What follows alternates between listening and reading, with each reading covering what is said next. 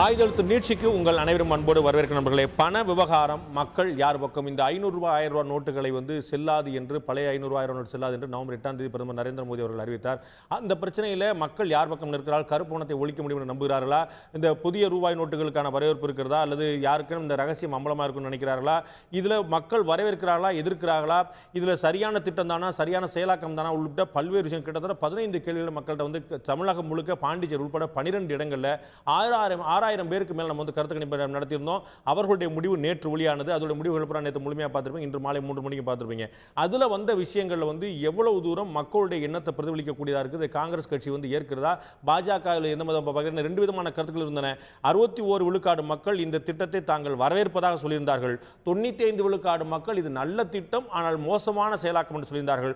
இரண்டு பக்கம் பார்க்கக்கூடிய பார்வையில் இருக்கக்கூடிய கருத்து கணிப்பு மக்கள் இந்த அரசியல் கட்சிகள் பார்க்கணும் என்பதை தான் இன்றைய ஆயுதெழுத்து நீட்சியில் நாம் விவாதிக்கிறோம். நிகழ்ச்சி இந்த பகுதியில் நம்முடைய காங்கிரஸ் கட்சியுடைய செய்தி தொடர்பாளர் திரு அமெரிக்க நாராயணன் அவர்கள் நம்முடைய இணைந்திருக்கிறார். அதே போல பாஜகவுடைய பொருளாளர் திரு எஸ்.ஆர். சேகர் நம்முடைய தொடர்கிறார். உங்கள் இருவரும் நிகழ்ச்சிக்கு வரவேற்கிறேன். நான் முதல்ல திரு நாராயணன் அவர்களிடம் ஆரம்பிக்கலாம் பார்க்கிறேன். இந்த விஷயத்தை ஒரு 61% பேர் ஆதரிக்கிறாங்க. பிரதமர் நரேந்திர மோடி அவர்கள் அவங்களுடைய ஆப் மூலமாகவே ஒரு கருத்து கணிப்பு நடத்தினார். அதில் 85% மேலே வரவேற்கான்னு சொல்லி சொன்னார். ஆப் அப்படிங்கிறது இளைஞர்கள் பற்றி மத்தியில் மட்டுமே இருக்கும். அவர் நடத்துறதுனால பாஜக ஆதரவாளர் மட்டுமே அதிகமாக பங்கேற்கலாம்னு ஒரு குற்றச்சாட்டு வைக்கலாம். பட் நாம ஒரு கருத்து கணிப்பை தமிழகம் முழுக்க நடத்தின போது, 12 இடங்கள் நடத்தின போது, கிராமம், நகரம், படித்தல் படிக்க எல்லாம் நடத்தின போது 61 விழுக்காடு மக்கள் இதை ஆதரித்திருக்கிறார்கள். உங்களுடைய பார்வை? நானே கூட இதை ஆதரிக்கிறேன் என்று நான் சொல்றேன். நீங்க என்ன கேள்வி? பிரதமருடைய அரசின் முடிவை ஆதரிக்கிறீர்களா? எஸ். ஆமா.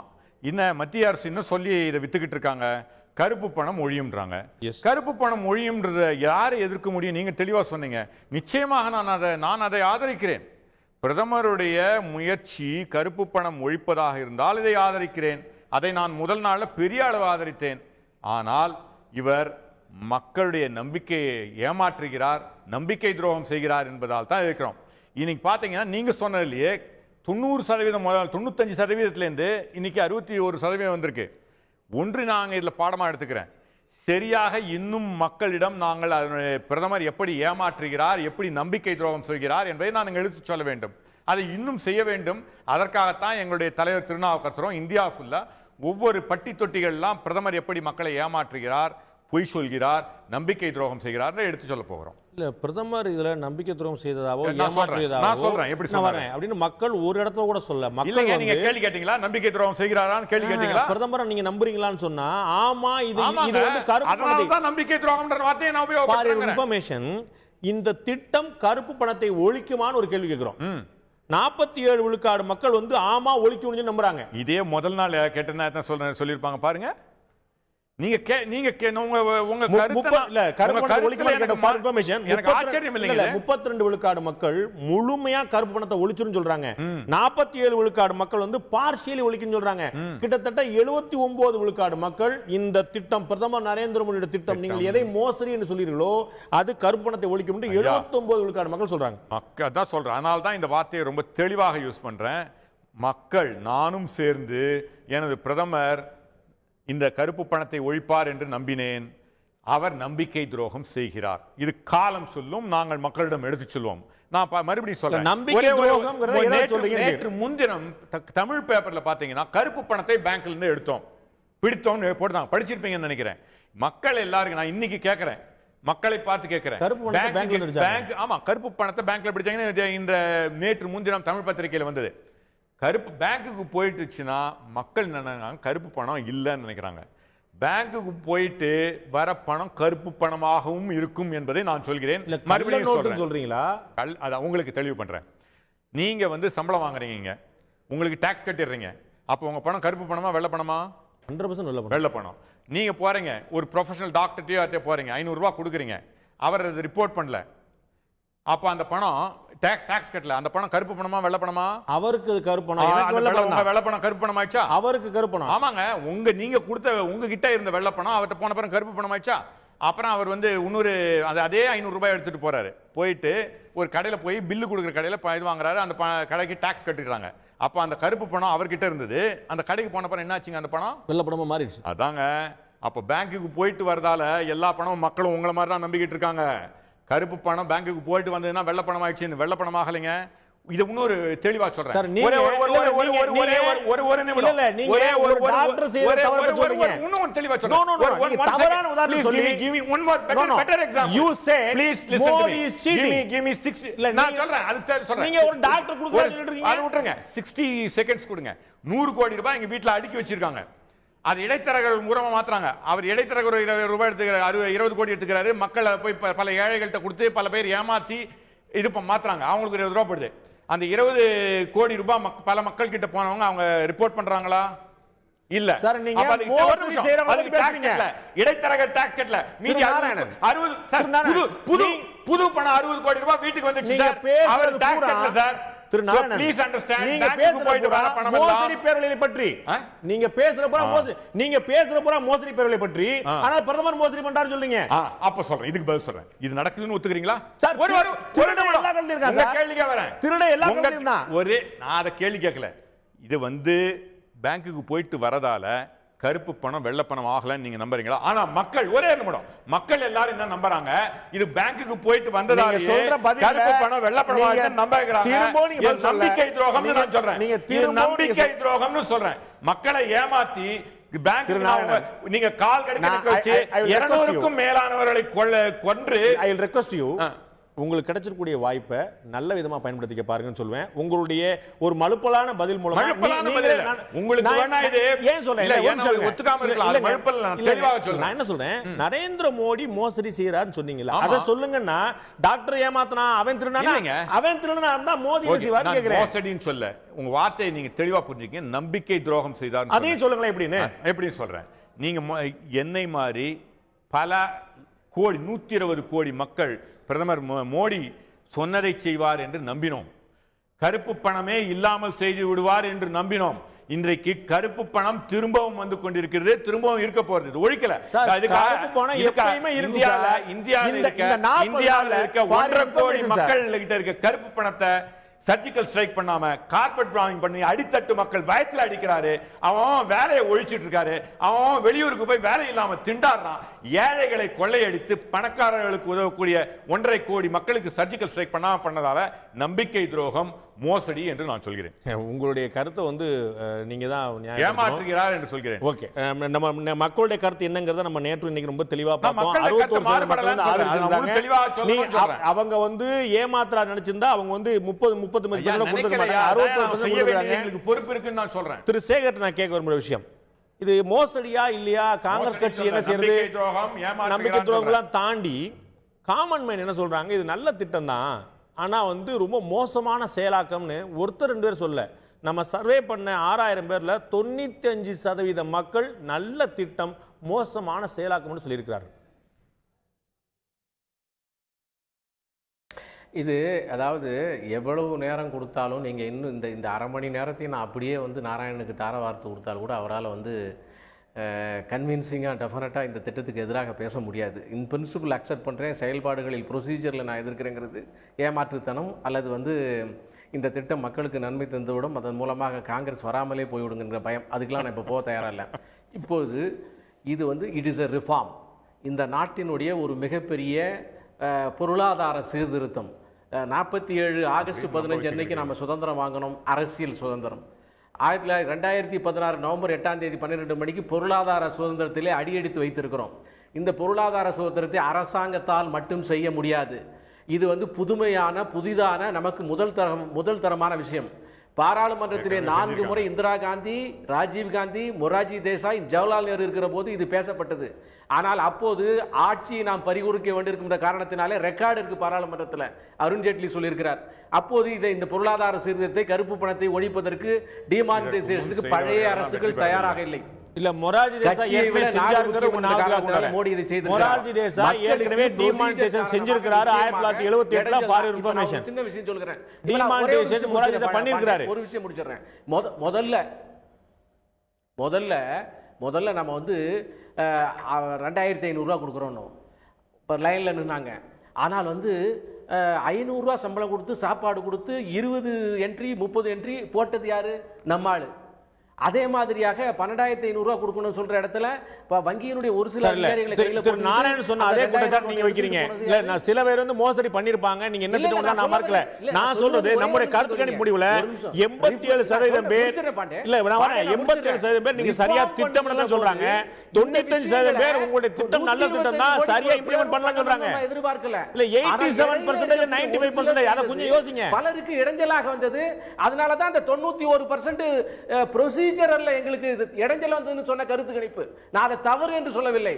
எல்லாருமே பார்ட்டிசிபேட் பண்ணக்கூடிய ஒரு வேலையில சிலர் பார்ட்டிசிபேட்டும் பலர் பண்ணாமல் போனால் இப்படித்தான் வரும். ஆகவே இது ஒரு ரிஃபார்ம் என்பது அனைத்து மக்களுக்கும் பொதுவானது, அனைத்து பேரும் அதில் பங்கு கொள்ள வேண்டியது. எனவே அப்படி கொண்டாடுந்திருந்தா இது இன்னும் அதிகமான சக்சஸை பெற்றிருக்கும். இரண்டாவது விஷயம் நம்மளுடைய சில்லறை கடைகள் அனைத்திலையுமே பணப்பரிமாற்றத்தை கொடுத்து நாம் பொருள் வாங்கி பழக்கப்பட்டிருக்கோம். இப்ப அந்த சில்லறை கடைகள் தான் மேஜர் கன்சம்ஷன் ஆஃப் அவர் மணி. அதுல வந்து எப்படி கேஷ்லெஸ் டிரான்சாக்ஷனை நாம் உருவாக்குகிறோமோ, அந்த ஒரு மாறுதலுக்கு நாம் எவ்வளவு வேகமாக போகிறோமோ அப்போது நமக்கு இந்த பணத்தினுடைய ஷார்டேஜ் நமக்கு தெரியாமல் போகும். அதையும் நாம் தான் செய்யணும். இந்த கருத்து கணிப்புல வேகமா போயிட்டு இருக்கோம். ஓகே, இந்த கருத்து கணிப்புல இன்னொரு முக்கியமான தகவல் வந்துச்சு. இந்த தகவல் திரு சேகர் நம்ம வந்து இன்னொரு முக்கியமான கேள்வி கேட்டோம். Okay, I got your point. Thiru Sekar, I got your point. எல்லாரும் இதற்கு ஒத்துழைக்க வேண்டும். Thiru Sekar, I got your point.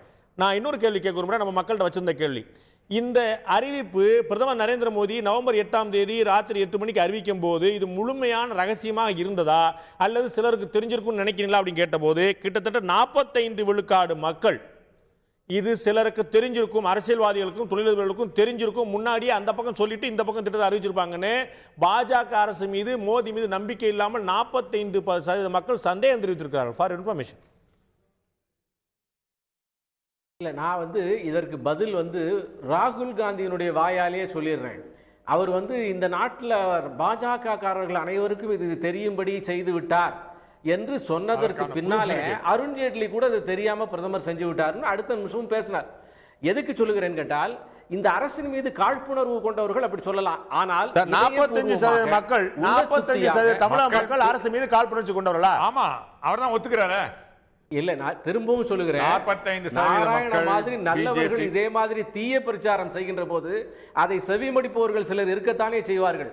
அதனாலே அதை பார்த்து மாறி இருக்கலாம். ஆனால் இந்த அரசு அப்படி செய்திருந்தால் இந்த திட்டம் முழுமையான தோல்வியை சந்தித்திருக்கும். நீங்க சொன்ன அந்த 45% உண்மையாக பதில் சொல்லியிருக்கிறார் நினைக்கிறேன். உண்மையாக இருந்திருக்குமானால் இந்த பேங்க்ல எல்லாம் ஆளே இருந்திருக்காது, முதல் நாளே முடிஞ்சிருக்கும். எனவே அது உண்மை அல்ல என்பதை நான் அவர்களுக்கு சொல்லிக் கொள்கிறேன். அரசு பரிசுத்தமான இதய சுத்தியான உணர்வோடு தான் செயல்பட்டு கொண்டிருக்கிறது. ஓகே, நாராயணன் அவர்கள்ட்ட கேட்கிற ஒரு விஷயம், எதிர்க்கட்சிகளுடைய செயல்பாடு பத்தி நம்ம கேட்கிறோம். நீங்க சொன்னீங்க இல்லையா, மக்களுக்கு நாங்க இன்னும் விழிப்புணர்ச்சி ஏற்படுத்த வேண்டிய கடமை இருக்குது, அதனால தான் 61% பேர் சொல்லியிருக்காங்க நாங்க வந்து இன்னும் அக்ரெசிவா நாங்க இறங்கணும்னு சொன்னீங்க பாத்தீங்களா.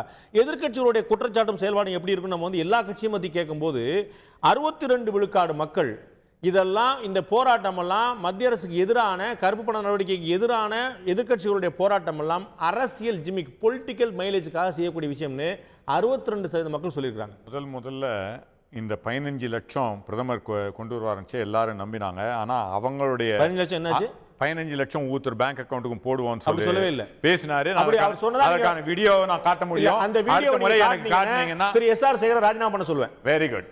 எஸ்ஆர் சார் உங்களுக்காக சொல்லிருக்காரு. போய் சொல்றதே தொழிலா இருக்கு. ரைட்டுங்க, ரொம்ப சந்தோஷம். நான் ராஜினாமா பண்ண மாட்டேன், அவரை பண்ண சொல்லுவேன். ரைட்டுங்க, பரவாயில்லை. இல்ல நான் ஒரு நிமிஷம் கேளுங்க. இல்ல அது அமித் ஷா அவர்களே ஜும்லான்னு சொன்னாரா இல்லையா? இல்ல ஒரு நிமிஷம் கேளுங்க. அமித் ஷா இது ஜும்லானா சொன்னாரா இல்லையா? சொல்லல. இல்ல ஒரு நிமிஷம் கேளுங்க. இல்ல let me be very clear.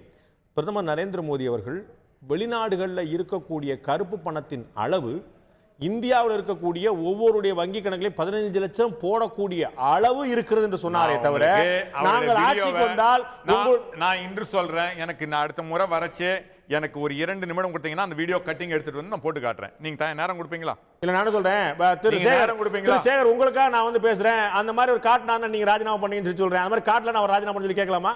உங்களுக்கு அந்த சவால் ஏற்க தயாரா திரு நாராயணன்? இல்ல நான் சொல்லுகிறேன், எனக்கு தெரிந்தவரை அவர் வந்து அந்த மாதிரியான ஒரு வாதத்தை வைத்துக்கொண்டு ராஜினாமா செய்யணும். நான் ராஜினாமா பண்றேன். எங்கேருந்து ராஜினாமா பண்றது? நான் எம்எல்ஏ இல்ல, எம்பி இல்ல, மந்திரி இல்ல. கட்சியிலேருந்து என்னால் சத்தியமா ராஜினாமா பண்ண முடியாது. சாகின்ற வரை இந்த கட்சியில தான் இருப்பேன். அவரும் எம்எல்ஏ கிடையாது, எம்பி கிடையாது சார். ஒண்ணு வேணாம் இல்லங்க, நான் சொன்னேன்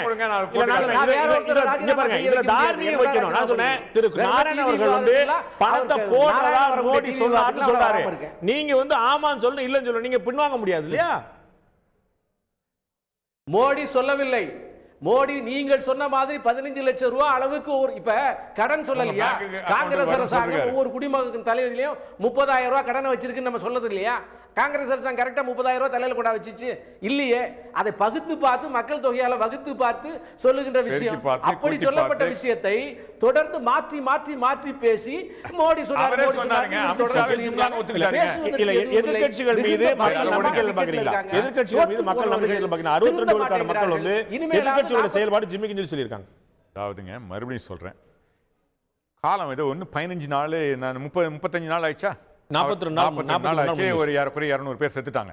ஆனா 200 பேர் சாகல. அப்படி சொன்ன பார்த்தா 100 பேரோட இல்ல நினைக்கிறேன். சரிங்க, 100 பேரை வச்சுக்குவோம். ஆனால் இது இன்னும் காலம் முடியல. நான் ஒண்ணு மட்டும் நான் உண்மையிலேயே இறைவனை வேண்டிக்கிறேன், இந்த கருப்பு பணம் ஒழியணும். இது ஒழிஞ்சிடும், மோடி வெற்றி பெறணும். இந்த முயற்சியில நான் வேண்டிக்கிறேன். ஆனா இவர் வந்து மக்களை ஏமாற்றுகிறார். மறுபடியும் கருப்பு பணம் ஓடுது, கரப்ஷன் போயிடும்னாங்க. கரப்ஷன் இன்னும் ஓடிக்கிட்டு இருக்கு. இன்னைக்கு பாருங்க, பிடிச்ச பணம்லாம் புது பணம் தான். கரப்ஷனுக்காக இன்று பிடிச்சதுக்காக சந்தோஷப்படுறீங்களா? அது புது பணங்களுக்காக வருத்தப்படுறீங்களா? இல்ல, பிடிச்சதுக்காக சந்தோஷப்படுறேன். மத்திய அரசோடைய அதே ஐடிக்கு காம்ப்ளிமெண்ட் பண்ண மாட்டீங்களா? நீங்க இன்று என்னுடைய இதுல போட்டிருக்கேன். இந்த நவம்பர் 3156 கோடி ரூபாய் சரியாக ஆக்ஷன் எடுத்தது பாராட்டியே போட்டிருக்கேன். சரியாக செய்ததை போல்னு போட்டு மற்ற இன்னொரு காமெண்ட் போட்டிருக்கேன் என்னுடைய Facebookல. பட் கமிங் பேக், எடுத்த பணம் இவர் என்ன சொல்றாரு? 3 காரணங்கள் சொன்னாரு. கருப்பு பணம் ஒழியும், இரண்டாவது கள்ளப்பணம் ஒழியும், ஒண்ணு வந்துகிட்டு இருக்கு, மூணாவது கரப்ஷன் ஒழியும். கரப்ஷன் இன்னைக்கு பிடிக்கப்படலாம் புது பணம். அப்போ யாரை ஏமாத்துறாரு? இதுக்காக எத்தனை மக்களை அழிக்கிறாரு? எத்தனை மக்களை வேலை போச்சு? இந்திய பொருளாதாரம் எப்படி வளர்ந்துகிட்டு இருக்கு? இந்த லாங் டர்ம் 37 ஐடி கமிஷனர் ரேஞ்சில் இருக்கிறவங்க சஸ்பெண்ட் பண்ணப்பட்டிருக்காங்க. 26 வங்கி அதிகாரிகள் இடைநீக்கம் செய்யப்பட்டிருக்காங்க. 3156 கோடி ரூபாய் பிளாக் மணி அன்னைக்கு பண்ணப்பட்டிருக்கு. இது எல்லாமே நவம்பர் 8க்கு பிறகு எல்லாமே you could have done it without doing இந்த அடித்தட்டு மக்களை வயத்துல அடிக்காம பண்ணிருக்கலாம். நான் இத பண்றத பாராட்டுறேன். ஆனா இது என்ன, ஏதாவது ஒரு முட்டாள்தனமான ஒரு இதை எடுத்துவிட்டு கருப்பு பணம் என்ற போர்வையிலே மக்களை ஏமாற்றுகிறார், நம்பிக்கை துரோகம் செய்கிறார். என்னுடைய முட்டாள்தனமான வார்த்தையை தவிர்த்துக்கலாம். திரு சேகர் இறுதியா கேட்கிற ஒரு விஷயம் உங்கள்ட்ட நான் இறுதியான கேள்வி வச்சுறேன். இந்த கருத்து கணிப்புல யாருக்கு பாதிப்புன்னு நம்ம கேட்டபோது, கருப்பு பணம் வைத்திருப்பவர்களுக்கா கருப்பு பணம் இல்லாத சாமானியர்களுக்காக கேட்டபோது 50% மக்கள் கருப்பு பணம் இல்லாத சாமானியர்களுக்கு தான் பாதிப்புன்னு சொல்லியிருக்காங்க. 50% மக்கள் சொல்லியிருக்காங்க. உண்மை அதுதான். இன்னைக்கு 2000 ரூபாய் மக்களுக்கு நான் ஒரு கருத்து சொல்றேன். அதாவது வீட்டுக்குள்ள வந்து ஒரு பொருள் மறைத்து வைக்கப்பட்டிருக்கிறது என்று நாம் தீர்மானித்தால் அல்லது இருந்தால், வீட்டில் இருக்கக்கூடிய பொருள்களை எல்லாம் வெளியே எடுத்து வைத்து விட்டு அது எந்த இடத்துல இருக்குன்னு கடைசியா கண்டுபிடிப்போம். அதே மாதிரியாக இந்த 125 கோடி பேர்ல ஒரு 5-10% மக்கள் தான் இந்த மிகப்பெரிய எக்கானமியை பேரலல் எக்கானமியா கொண்டு போய் இந்த நாட்டினுடைய மற்ற 90% மக்களுக்கு துன்பம் விளைத்துக் கொண்டிருக்கிறார்கள். எனவே ஒரே ஒரு சிங்கிள் ஷாட்ல அதை நீக்க வேண்டும் என்று சொன்னால் 125 கோடி மக்களும் தங்களுடைய பணத்தை கொண்டு போய் டெபாசிட் செய்வதன் மூலமாக இந்த கருப்பு பணக்காரர்கள் முகத்திலே வெளியே கிழிந்துவிடும், தெரிந்துவிடும். பேங்க் மூலமா டிரான்சாக்சன் பண்ணுவதனால பின்னாலே கருப்பு பணம் உருவாகுது தடுக்கப்படும் என்கின்ற இந்த சூழ்நிலையில இது 500 ரூபாய் வைத்திருக்கிற சாதாரண உழைத்த யோக்கியமான பணத்தும் 500 ரூபாய் வைத்திருக்கிற கருப்பு பணமும் சமமாக இருந்தது நவம்பர் 8ஆம் தேதிக்கு முன்னால் வரை. இன்றைக்கு உழைத்து சம்பாதித்த வெள்ளை பணம் மேலோங்கி நிற்கிறது, கருப்பு பணம் காணாமல் போய் கீழே வருகிறது என்ற ஒரு பிம்பத்தை ஏற்படுத்துகிறீர்கள். இந்த முழுவதும் பணப்பரிமாற்றம் முழுவதும் நடந்து பிறகு மக்கள் உணர்ந்து கொள்வார்கள். டிசம்பர் 30 வரை நன்றி. இதே மாதிரியான பிரச்சாரங்களுக்கு திசை திருப்பப்பட்ட மக்களுடைய பதில் படிதான் இருக்கும். நன்றி திரு சேகர். மக்களுடைய பார்வை ரொம்ப தெளிவா இருக்கிறத பார்க்கிறோம். 95% மக்கள் வந்து இது வந்து நல்ல திட்டம் தான், ஆனால் சரியான செயலாக்கம் இல்லைன்னு சொல்லியிருக்கிறார்கள். 61% மக்கள் இந்த திட்டத்தை வரவேற்பதாக சொல்லியிருக்கிறார்கள். 50% மக்கள் இதுல வந்து கருப்பு பணத்தை வைத்திருக்க வைத்திருக்காதவர்கள் தான் பாதிக்கப்படுகிறார்கள் சொல்லியிருக்காங்க. மக்களுடைய பார்வை ரொம்ப தெளிவா ஒவ்வொரு செக்டார் வைஸா ஒவ்வொரு கிரைட்டீரியா வைஸா இருக்கக்கூடிய நம்ம பார்க்கிறோம். பிரதமர் மீது நம்பிக்கை வைத்துதான் 61 விழுக்காடு மக்கள் இது சரி என்று சொல்லியிருக்கிறார்கள். இந்த நம்பிக்கையை அவர் பெறுகிறாரா தொடர்கிறார் என்பது டிசம்பர் 30க்கு பிறகு தெரியும். உங்களை போல நானும் காத்திருக்கிறேன். நிகழ்ச்சியில் கலந்து கொண்டு கருத்து நன்றி. பார்த்த உங்களுக்கும் நன்றி நண்பர்களே. மீண்டும் இன்னொரு நிகழ்ச்சியை சந்திப்போம். அதுவரை நன்றி, வணக்கம்.